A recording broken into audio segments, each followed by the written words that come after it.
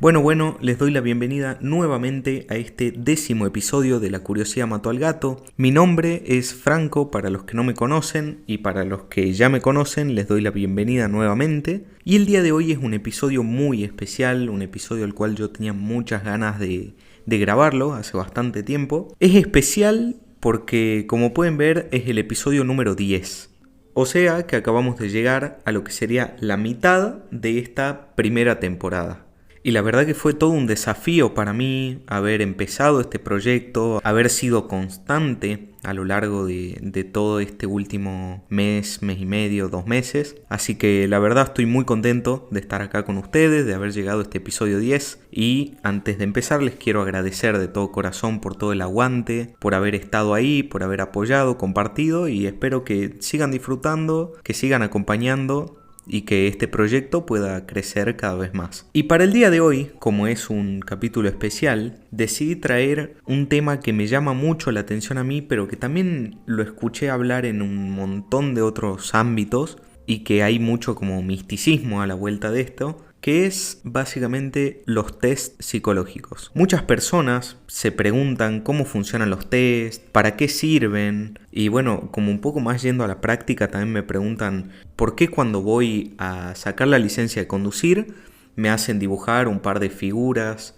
O por ahí también me preguntan por qué cuando voy a querer entrar a un trabajo me hacen un examen psicofísico y en el examen psicológico me hacen dibujar una persona bajo la lluvia o una persona con arma. ¿Por qué me muestran láminas que tienen manchas y me preguntan qué veo? Es como que hay mucho misticismo, como que la gente piensa que las técnicas, los test psicológicos son mágicos. Y en realidad no es así. Pero bueno, dejando esto un poco de lado, vamos a empezar a introducirnos en el tema y a recorrer todos estos senderos referidos a los test psicológicos y a por ahí la concepción social que se llega a tener sobre los mismos. Y entonces, ¿qué son los test? Bueno, yo les diría, primero que nada, como para empezar a introducirnos en toda esta temática, los test son herramientas que los psicólogos utilizan para recolectar información sobre la personalidad o sobre algún aspecto de la persona.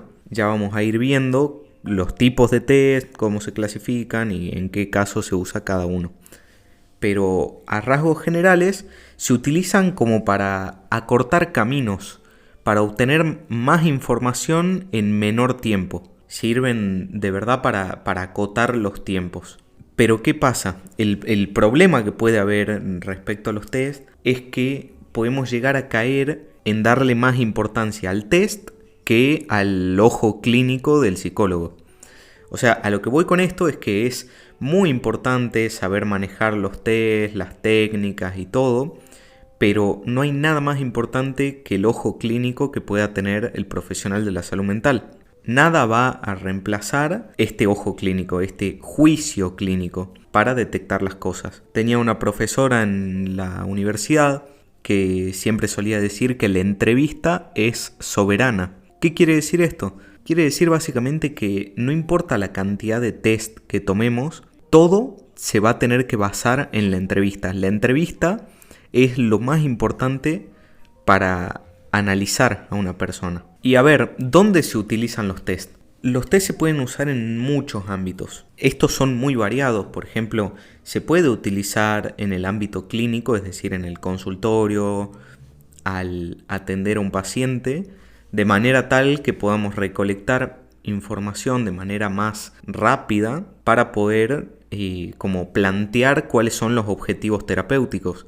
Entonces, en cuanto a usar los test en la clínica, es una aplicación que está muy buena, pero también se usan en otros ámbitos, como por ejemplo en la orientación vocacional, donde se habla de los famosos test, entre comillas, de orientación vocacional, que ya lo vamos a hablar un poco más adelante en este episodio. También se pueden usar en el ámbito laboral, en el ámbito jurídico forense, o sea, se pueden utilizar en todos los ámbitos.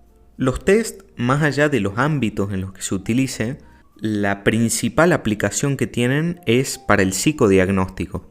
¿Qué es el psicodiagnóstico? Es un proceso de investigación profunda de la personalidad. ¿Qué quiere decir esto? A ver, les pongo un ejemplo. Ustedes van al médico, ¿verdad? Les pasa algo. Tienen determinados síntomas al ir al médico, es decir, un motivo de consulta. Entonces van al médico y el médico les va a hacer una entrevista, les va a hacer determinadas preguntas sobre lo que les pasa y luego va a hacer uso de sus herramientas para poder hacer un diagnóstico de qué es lo que tienen y, tratar de hacer un pronóstico o un tratamiento para ese diagnóstico. De esa manera funciona el psicodiagnóstico para la psicología. ¿Qué quiere decir? Uno viene al psicodiagnóstico con un motivo de consulta, con una incógnita, con una pregunta, y el psicólogo va a hacer entrevistas acompañadas de un conjunto de test, que a ese conjunto de test se lo llama batería psicodiagnóstica. Es decir, el psicólogo va a ir viendo según el caso por caso, según el caso singular, va a ir viendo qué técnicas selecciona, qué test elige para poder hacer ese psicodiagnóstico, que obviamente va a depender siempre del ámbito en el que se esté trabajando, del tiempo que se tenga, de los recursos que se tenga y de la personalidad del sujeto. Entonces son muchísimas cosas a tener en cuenta para poder elegir qué test se van a tomar y cuáles no. Porque si estamos cortos de tiempo porque las obras sociales nos están presionando, no nos podemos tomar el tiempo para elegir test que sean muy lentos en su aplicación y en su interpretación, sino que debemos tratar de elegir técnicas que sean más cortas y que brinden la mayor cantidad de información. Y quiero hacer esta aclaración. Los psicólogos no son los únicos profesionales que usan técnicas, es decir, test, porque también por ahí los usan los psicopedagogos, etc. Pero los psicólogos son los únicos profesionales que están habilitados para realizar psicodiagnóstico. Es decir, este proceso de investigación profundo de la personalidad, el único profesional que está habilitado es el psicólogo. ¿Por qué? Porque tenemos recursos para diagnosticar, para evaluar, para pronosticar, para recomendar. Entonces, hasta acá ya hablamos un poco sobre qué son los test psicológicos, para qué se usan, en dónde se usan, en qué ámbitos y cuáles son las aplicaciones. También hablamos un poco sobre el psicodiagnóstico, qué es el psicodiagnóstico, qué es este proceso de investigación de la personalidad. Y ahora vamos a tener que hablar acerca de la diferencia principal dentro de los test psicológicos, que es la diferencia entre las técnicas psicométricas y las técnicas proyectivas, que es sumamente importante. ¿Y cuál es la diferencia entonces entre las técnicas psicométricas y proyectivas? Las técnicas psicométricas, como lo dice su nombre, psicométricas. Métricas es de medición, de medir.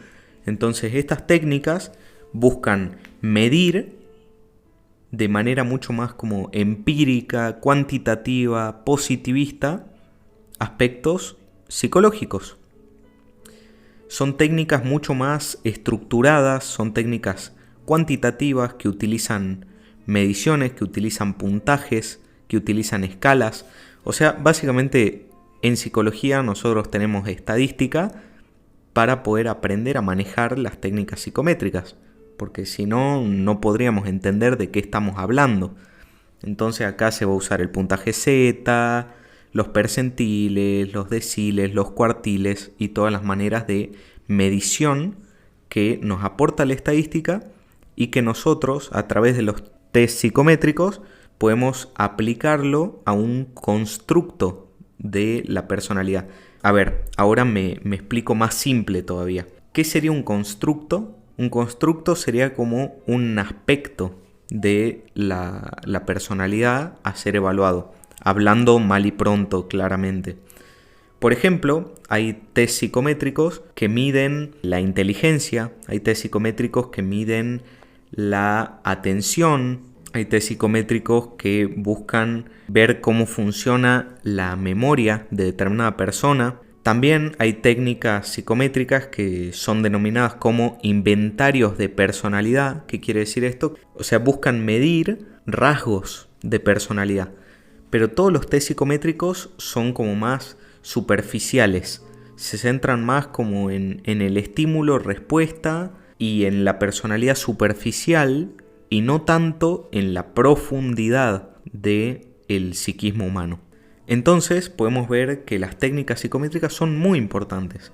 Dentro de las técnicas psicométricas podemos encontrar también el WISC, el WISE, que son técnicas de evaluación de la inteligencia. Tenemos el MMPI, que es un test de personalidad, es decir, un inventario de personalidad. Y de esta manera, a través de estos tests, podemos conocer muchos aspectos de la personalidad del sujeto. Pero las técnicas psicométricas nunca se toman solas, al igual que las proyectivas. Siempre se toman en una batería de test, que era lo que decíamos antes, que era un conjunto de test. Siempre se hace una combinación de técnicas psicométricas y técnicas proyectivas para poder sacar mucha más información y para que el psicodiagnóstico tenga mayor validez. Entonces, las técnicas psicométricas son un poco más superficiales, más estructuradas y cuantitativas, a rasgos generales claramente, mientras que las técnicas proyectivas son mucho más cualitativas. ¿Qué quiere decir esto? Que mientras que las técnicas psicométricas trabajan con puntajes, con mediciones y con cosas mucho más específicas, por así decirlo, las técnicas proyectivas trabajan con hipótesis, suposiciones a través de los indicadores que tiene un test. Y estas técnicas proyectivas estudian la profundidad de la personalidad. Van a lo más profundo, a lo más arcaico de la personalidad. Estudia el inconsciente. ¿Y cómo lo hace? Justamente a partir de hipótesis que van armando a partir de distintos indicadores. Como por ejemplo habrán escuchado el famoso indicador de que cuando te piden que dibujes una persona bajo la lluvia, tenés que dibujarlo con paraguas porque eso significa que tenés defensas. Bueno, ese es simplemente un indicador, pero en realidad hay mucha mitología a la vuelta de esto, así que más adelante en este episodio lo vamos a seguir trabajando y a tratar de desmitificar un poco esto. Pero a ver, volviendo al tema de la diferencia de técnicas psicométricas y proyectivas, tenemos que siempre deben ser utilizadas en conjunto.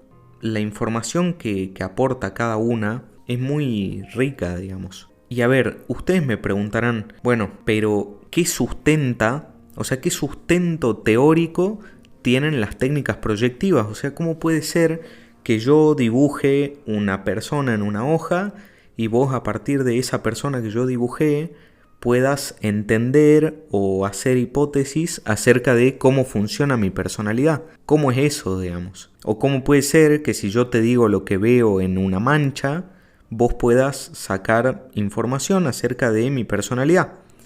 O sea, ¿cuál es el sustento de eso? ¿De dónde viene?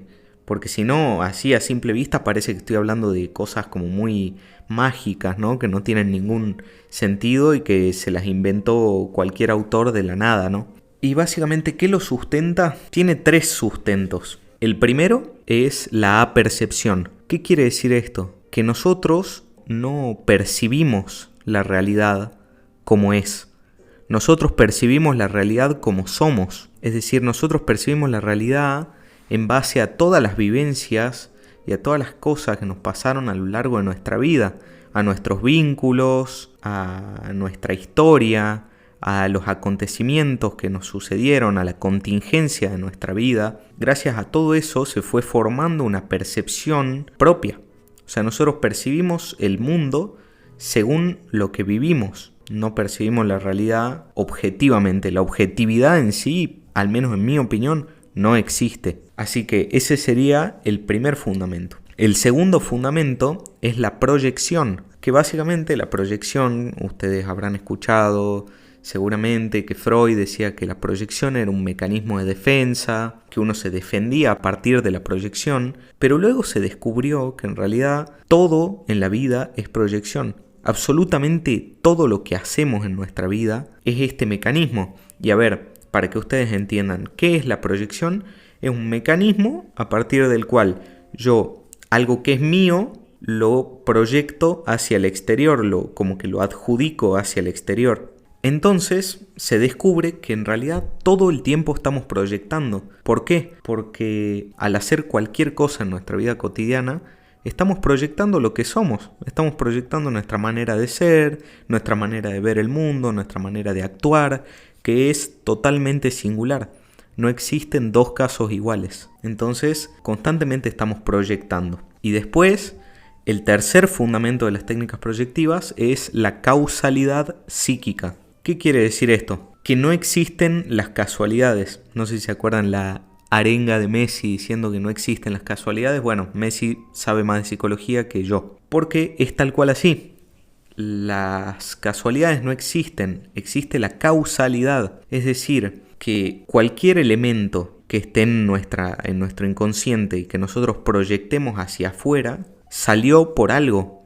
Y a ver, ahora lo explico más prácticamente. Cuando yo tomo un test psicológico, por ejemplo, persona bajo la lluvia, te doy una hoja y te pido que dibujes una persona bajo la lluvia.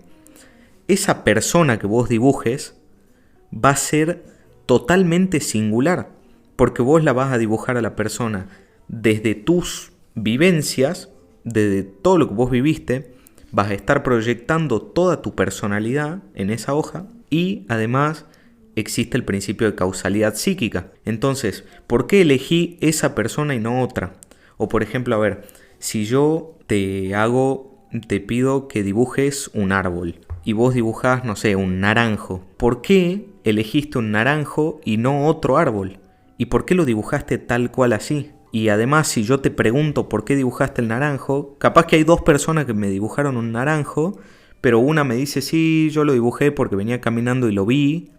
Y otra persona capaz que me dice, sí, porque cuando era chiquita, mi abuela tenía un naranjo, entonces me hace acordar a ella. Entonces, por más de que sea el mismo árbol, entre comillas, tenemos dos concepciones de la realidad totalmente distintas. Entonces, en eso se fundamentan los métodos proyectivos, que todo el tiempo estamos expulsando nuestra personalidad hacia el exterior. Constantemente estamos sacando y dejando nuestra huella en el mundo externo, porque es lo que somos. Y además, todo eso que vemos y que proyectamos y todo eso que somos básicamente, está siempre condicionado a el contexto sociocultural. En psicología, bueno, espero que en otras ciencias sociales también lo tengan en cuenta, obviamente, pero al menos desde nuestra disciplina, siempre tenemos en cuenta el contexto sociocultural en el que está insertado el sujeto. Uno no puede ser indiferente al contexto. Y a ver, ¿por qué digo esto? Porque el contexto siempre va a influir en cómo percibimos las cosas. Volviendo al ejemplo de los test psicológicos, hay una figura en el test que nos toman para la licencia de conducir, que es el famoso test de Bender, que se parece a un mate. Pero ¿qué pasa? Esa respuesta de se parece a un mate, te la da un argentino. ¿Por qué? Porque el contexto sociocultural, en su contexto, existe el mate. En cambio, si hay una persona de Colombia, de México, de otro lugar en el cual no exista el mate, no se consuma el mate, esa respuesta no existe. O por ejemplo, en el test de las manchas, el famoso test de Rorschach, en 1945, cuando tiran las dos bombas atómicas en Japón, en Hiroshima y Nagasaki, pasó de que mucha gente empezó a ver en las láminas del test la explosión nuclear. Entonces ahí pueden ver la influencia que tiene el contexto en la subjetividad y en las respuestas que damos en los test. Entonces, una aclaración muy importante es que siempre hay que tener en cuenta el contexto sociocultural en el que se está inserto. O por ejemplo, a ver, yo soy de Salta. Si yo le tomo el test de las manchas, o sea, el test de Rorschach, a una persona de Salta y me dice que ve un duende, es una cosa. Pero muy distinto es, por ejemplo, si una persona de Buenos Aires me dice que ve un duende. ¿Por qué? Porque los duendes en la cultura salteña, en la cultura del norte de Argentina, es como algo que está más dando vueltas en el imaginario de las personas, como que algo cultural. En cambio en Buenos Aires por ahí no tanto. Entonces es muy importante a la hora de tomar un test, a la hora de analizar a una persona, poder prestar atención a estas variables culturales que influyen en el proceso. Bueno, eso sería la diferencia entre test psicométricos, test proyectivos, las generalidades de lo que son. Y ahora me gustaría por ahí contarles un poco de historia sobre estos test, porque es bastante interesante cómo surge. La psicología surge al comienzo como una ciencia experimental. Es decir, la psicología no surge por Freud y el psicoanálisis. La psicología en realidad surge en el año 1879 en el laboratorio experimental de Wundt en Leipzig, que queda en Alemania. Básicamente acá es donde empieza la psicología, es decir, la psicología empieza en un laboratorio. Empieza siendo una ciencia netamente experimental, que en realidad sí surge la mayoría de las ciencias sociales. Al comienzo, las ciencias sociales, voy a hablar un poco más específicamente del caso de la psicología, las ciencias sociales intentaban imitar los métodos de las ciencias naturales. Entonces intentaban hacer métodos como más exactos, cuantitativos, repetitivos, o sea, trataban de imitar los métodos que usa la física, la matemática, la química, ciencias que son mucho más duras, entre comillas. Entonces, la psicología surge en este contexto. Acá es donde empiezan a surgir, por ejemplo, los primeros test psicológicos, que como se imaginarán, los primeros eran cuantitativos, eran psicométricos. ¿Por qué? Porque era el contexto, nuevamente el contexto cultural de la época, que influía en que la ciencia era ciencia si y solo si seguía métodos de las ciencias naturales, métodos más duros. Entonces los primeros test se crearon en el siglo XIX. Por ejemplo, hay un investigador muy conocido que es Alfred Binet, que es el creador del coeficiente intelectual, de la medida de coeficiente intelectual. Entonces los test de esa época intentaban buscar y medir ese coeficiente intelectual, el famoso IQ que se conoce hoy. Es más, era tan importante en esa época que, por ejemplo, en Nueva York, a fines del siglo XIX, las personas llegaban en barco a Nueva York, ¿no? Esto es una anécdota. Y al frente de la Estatua de la Libertad hay una isla donde hoy no sé qué es, creo que es simplemente un sitio turístico, pero en ese momento la gente llegaba a Nueva York e iban, antes de llegar al puerto, iban a la isla esta, y en esa isla se les aplicaba test de inteligencia. Este test que medía el coeficiente intelectual de Binet se lo aplicaban en esa isla. Entonces, si no aprobaban, si no tenían un coeficiente intelectual normal o relativamente superior, entre muchas comillas, te metían en el barco de nuevo y te volvías para la casa porque no eras lo suficientemente inteligente para pasar esa prueba. Entonces acá podemos ver lo importante que era esta medición en ese momento y lo importante que era el dato cuantitativo en ese momento. Hoy en día, los datos son importantes, pero al menos la psicología está mucho más lejos de estar tan ligada a los métodos de las ciencias naturales y respeta su esencia siguiendo los métodos de las ciencias sociales. Todo eso está muy bueno, es muy interesante. Y bueno, y ya en el siglo XX empiezan a surgir los primeros test proyectivos. Acá surge el test de Rorschach en 1921, que encima Rorschach publica el test de las manchas y en realidad el test que él crea se hace famoso después de que Rorschach muere. Rorschach creo que muere muy joven, creo que a los 33, 34, no me acuerdo bien a qué edad, pero muere bastante joven y muere sin saber la repercusión que había causado ese test. Y encima lo más gracioso es que ese test, que es de las manchas, se creó con el juego de los niños, que los niños juegan poniendo témpera en una hoja y cierran la hoja y cuando la abren es como que quedan dos imágenes totalmente simétricas e iguales. Entonces de esa manera se empiezan a crear estas láminas que hoy corresponden al test psicodiagnóstico de Rorschach, que es uno de los test más utilizados en la actualidad, uno de los test que más información nos aporta y de los más utilizados también en el ámbito jurídico forense, ¿no? En este siglo también empiezan a surgir otros test como el dibujo de la figura humana de Goodenough, empiezan a surgir muchas producciones de test proyectivos, de test psicométricos, por lo cual se enriquece mucho la investigación de la personalidad a partir de estas técnicas. Y ya dicho todo esto, me gustaría que pasemos a cuáles son los mitos o las creencias que tiene la gente acerca de los test psicológicos. Para ello, traté de hacer una recopilación acerca de las cosas que alguna vez me dijeron y también hice un sticker de preguntas en el Instagram de La Curiosidad Mató al Gato preguntando qué se les venía a la cabeza cuando yo digo test psicológicos, cuál es la idea asociada que hay a este concepto. Y bueno, salieron cosas muy interesantes. La primera que siempre surge es la de la licencia de conducir.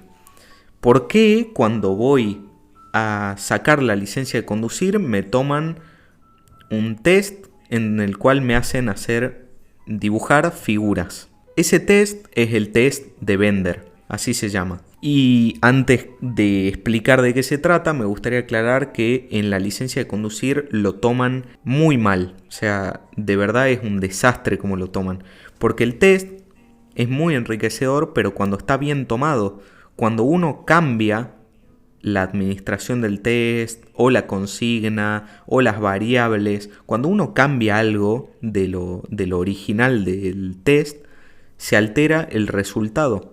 Se altera la información que nos puede dar ese test. Entonces, si nosotros realmente queremos tener una psicología que sea una disciplina científica, que sea una disciplina creíble, que tenga confiabilidad, que tenga validez, debemos respetar los procedimientos científicos y estandarizar las consignas. ¿Qué quiere decir esto? Que si el test tiene 9 láminas, yo no te puedo decir, sí, dibújame 3. Te tengo que hacer dibujar las 9 láminas y te tengo que dar la consigna, porque por ahí pasa que a mí me pasó, fui a renovar la licencia de conducir el año pasado y fui y literalmente me dio 3 láminas y me dijo, bueno, de dibujar, copiar. Y en realidad esa no era la consigna, el test no se toma así, son 9 láminas y me hizo dibujar 3 y después ni las vio y firmó el papel, el informe, puso el sello y me aprobaron la licencia. Y es muy difícil que te reboten la licencia de conducir por ese test, pero al menos tómenlo bien. Si van a ser psicólogos, tómenlo bien. Es más, esta chica que me tomó el test de Bender me preguntó qué estudiaba y cuando le dije psicología se puso muy incómoda porque se dio cuenta de que estaba haciendo las cosas como el orto. Pero bueno, eso es tema aparte. Volviendo a para qué se toma el test de Bender. El test de Bender evalúa la función gestáltica visomotora. Traducido al español, o sea, traducido a lo básico, es básicamente cómo coordinamos los movimientos. Hablando mal y pronto, claramente. Una función que si la tendríamos que ubicar en alguna parte del cerebro, la ubicaríamos en la corteza cerebral, o sea, en la parte más exterior del cerebro. Y básicamente, a partir del análisis de esta función, podemos sacar muchas conclusiones. Por ejemplo, si una persona tiene Parkinson, o si una persona tiene un brote psicótico en determinado momento, si tiene un problema de alcoholismo, si tiene algún grado de disfunción neurológica, algún trastorno a nivel neurológico, a través de este test de Bender, que parece una boludez, que por ahí no se lo toma en serio, podemos sacar mucha información sobre estos aspectos. Y aparte también tiene una interpretación acerca de los aspectos de la personalidad más profunda. Pero bueno, por ahí no se lo usa tanto en ese sentido, sino más en cuanto a lo neuro, ¿no? Y más especialmente en la licencia de conducir, que es la idea. Justamente si vos vas a dar una licencia de conducir, querés asegurarte que esa persona no tenga una disfunción neurológica, que no tenga un problema de alcoholismo o que no esté en un estado agudo de psicosis, ¿no? Y bueno, y hay otro ámbito, que es el ámbito laboral, en donde también se utilizan mucho los test. Y básicamente en este ámbito, ¿qué es lo que se hace? El famoso examen psicofísico. Muchas personas alguna vez quisieron entrar a una empresa, empezar a laburar y les pidieron un apto psicológico.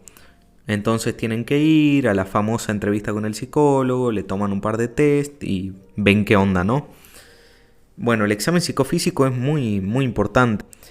Yo tuve la oportunidad de poder trabajar en un centro de salud de medicina laboral, donde pude tomar exámenes psicofísicos y la verdad es increíble la experiencia. En el ámbito laboral lo que suele pasar es que las personas van y por ahí buscan en internet cómo dibujar la persona bajo la lluvia, qué contestar en este test, qué hacer si me preguntan tal cosa. Entonces como que vienen muy preparados, vienen muy armados para tratar de agradar, para tratar de caer bien, de aprobar, digamos. Piensan que es como un examen el cual hay que aprobar. Y en realidad no es un examen, sino que es un análisis para ver si estás apto o no para determinado puesto. Pero volviendo a lo que hablábamos, por ahí pasa que muchos llegan y te dibujan el paraguas y te dicen, mira, tengo defensas, como jodiendo. O muchos piensan que de verdad se las saben todas. Es como que vienen muy armados, pero por eso era que yo al comienzo del episodio les decía que nada puede reemplazar el ojo clínico.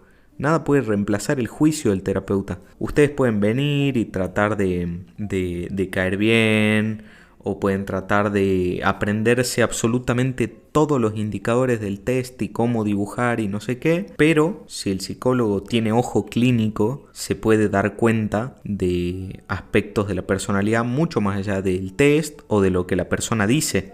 También es muy importante el lenguaje no verbal, ¿no? El 86% de la comunicación es no verbal, mientras que tan solo el 14% es comunicación verbal. O sea que decimos mucho más con el cuerpo que con las palabras. Esto era simplemente un dato de color para que tengan en cuenta. Volviendo al tema, es muy importante el ámbito en el que se está tomando determinada prueba. Siempre.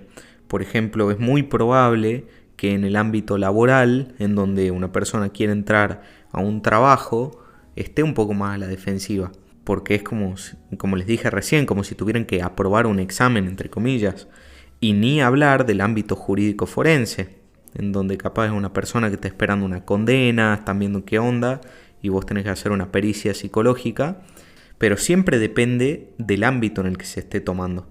Pero hay algo que no depende del ámbito y que está presente en todas las técnicas proyectivas, que es que no se puede mentir en los test. Muchas personas me preguntan eso, ¿no? Como, bueno, pero si yo me aprendo todas las respuestas y ya sé qué decirte, entonces te engaño a vos y te cago. Y en realidad no es así. ¿Por qué? Porque cuando yo les estaba explicando qué sustenta a las técnicas proyectivas, yo les decía que está la apercepción, la proyección y la causalidad psíquica. ¿Qué quiere decir esto? Que siempre, cualquier cosa que nosotros hagamos, vamos a estar proyectando nuestra personalidad.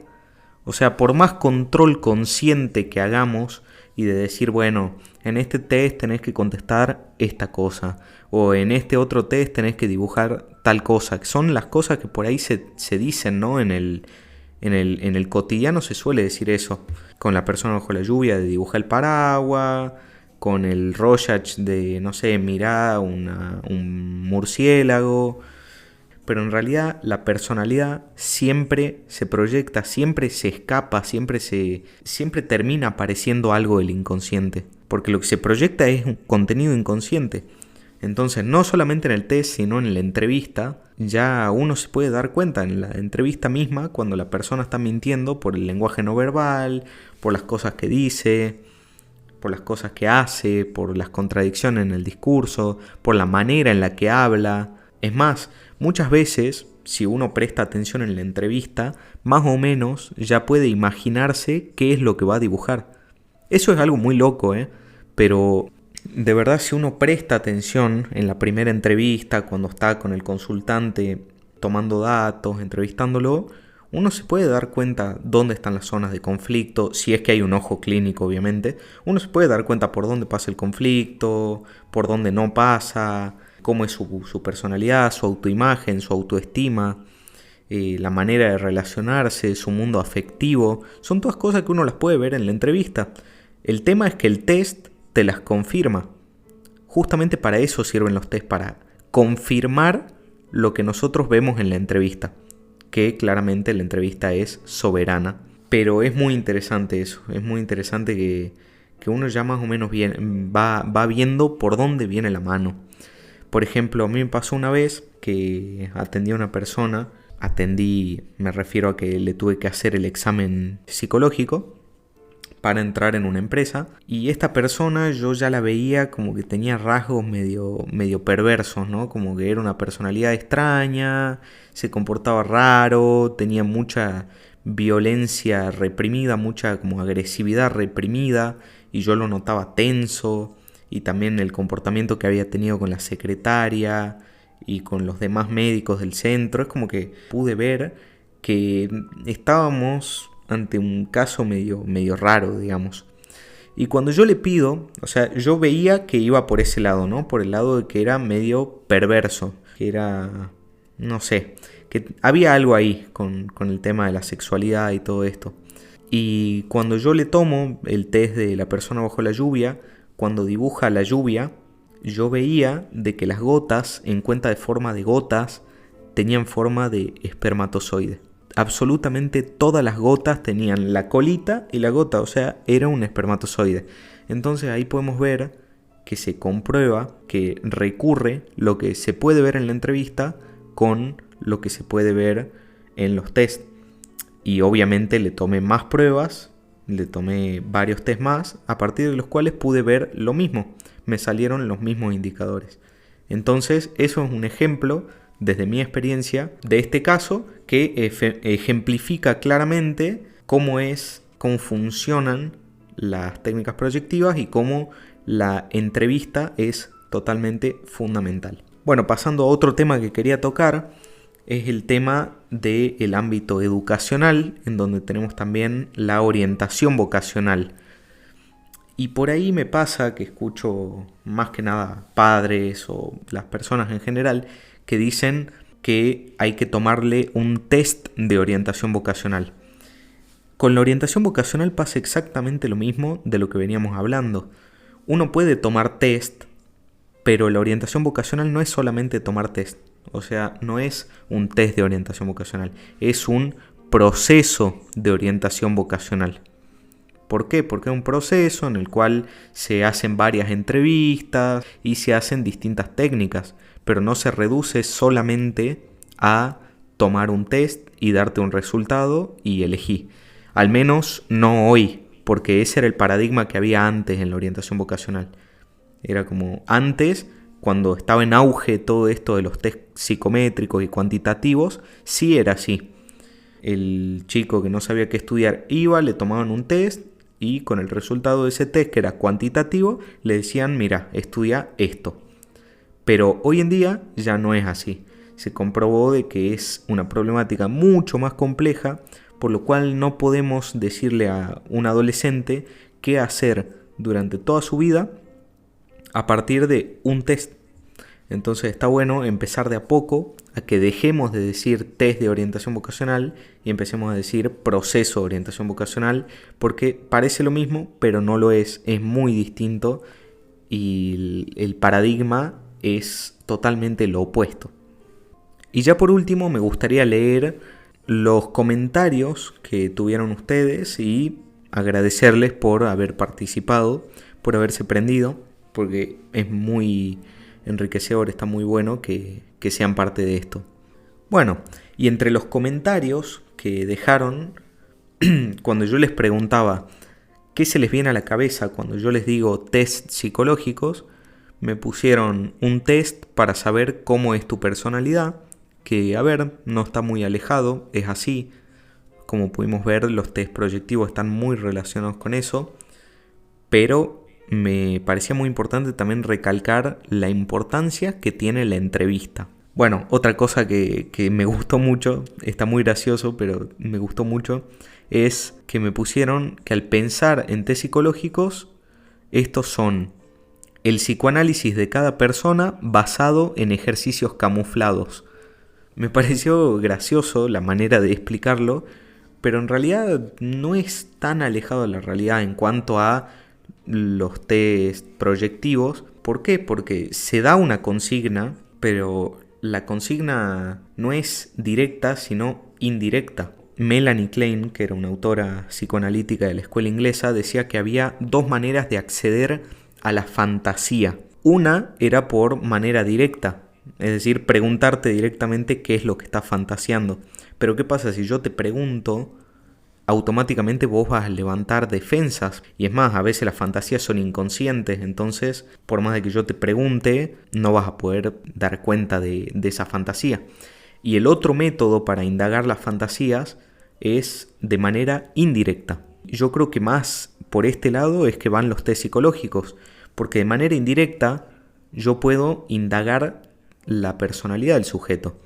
O sea, yo te muestro una lámina en el test de Rorschach y te pregunto qué ves en una mancha, y es una consigna que refiere una cosa, pero que en el fondo se pueden sacar mucha más información. O te digo, dibuja una persona bajo la lluvia, o dibuja esta figura. O hay otro test que se llama cuestionario desiderativo, que es un test muy cortito, que es muy interesante, tiene muchísima información, que consiste en que la persona conteste si no pudiera ser persona, qué es lo que más le gustaría hacer. Y a partir de esta pregunta hay un montón de procesos psicológicos inconscientes que se movilizan para poder dar respuesta a esto. Entonces es interesante cómo a partir de estas consignas que aparentemente están, como decía este oyente, camuflados, podemos indagar el fondo de la personalidad, los aspectos más arcaicos, los aspectos más afectivos, más relacionales. Podemos sacar mucha información a partir de estas técnicas. Y otra respuesta que me dieron es estudiar sobre los traumas. Y la verdad, los test no son exclusivamente para estudiar los traumas en sí, pero tienen muchos indicadores a partir de los cuales se puede indagar o hacer como inferencias o hipótesis acerca de los traumas. Por ejemplo, cuando se pide que dibujen un árbol en el test HTP, la persona puede hacer rayaduras al árbol y hay un método para doblar la hoja y con la regla, y dependiendo de la cantidad de centímetros por arriba y por debajo de esa rayadura, poder calcular a partir de en qué altura del tronco está esa rayadura, poder calcular a qué edad fue el trauma. O por ejemplo los abusos sexuales, puede ser abuso psicológico, abuso físico, abuso sexual. Todos esos abusos pueden salir en el test a partir de distintos indicadores, como por ejemplo el sombreado. El sombreado en algunos casos puede indicar un alto nivel intelectual, una alta inteligencia por parte de la persona y todo, pero también indica angustia relacionada con determinada parte del cuerpo. Entonces suele pasar que si hubo un abuso sexual haya un sombreado en determinada parte del cuerpo. Entonces, no está mal esta suposición de que los test se usan para estudiar sobre los traumas, porque si bien no es su finalidad única, es una de las cosas que se puede indagar a partir de esto. Bueno, gente, y hasta acá por hoy, eso es todo para este 10º episodio.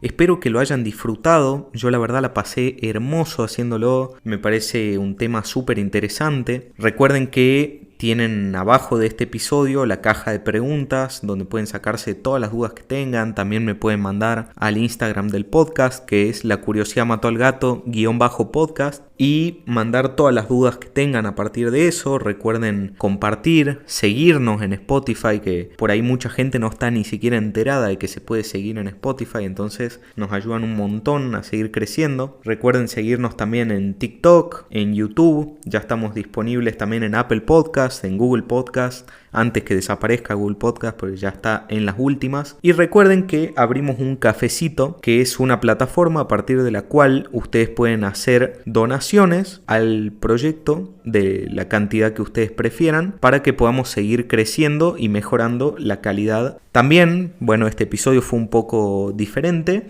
porque puse música de fondo, como habrán escuchado, espero que se note. Así que me gustaría que me den feedback acerca de si les gusta, así que espero su respuesta.